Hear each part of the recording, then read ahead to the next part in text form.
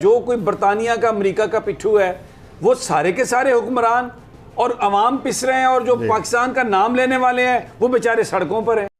मियां नवाज शरीफ को देखें, प्लेटलेट्स ज़्यादा हो गए, कम हो गए, आज प्रेस कॉन्फ्रेंस कर रहे थे, पता नहीं ये इनकी कोई बीमारी है ही नहीं और कैसे बीमार बन जाते हैं, इतने फ्रॉड डॉक्यूमेंट और सब कुछ।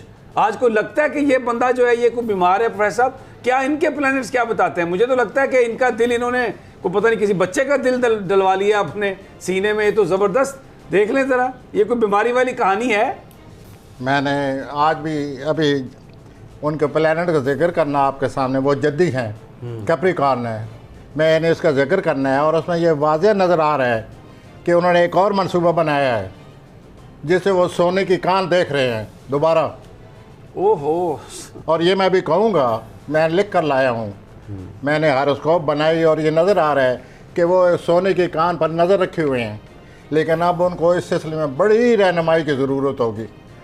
और वो रहनुमाई मैं यूँ कहूँगा कि उनको पहले तजर्बा हो चुका है, वो ख़ुद ही इस मामले में बड़े मुहतात होंगे, लेकिन सोने की कान पर उनकी नज़र पड़ चुकी है। इसका मतलब है पाकिस्तान पर नज़र पड़ गई है। फिर अभी भाई तो बैठ गया उनका प्रोफेसर साहब।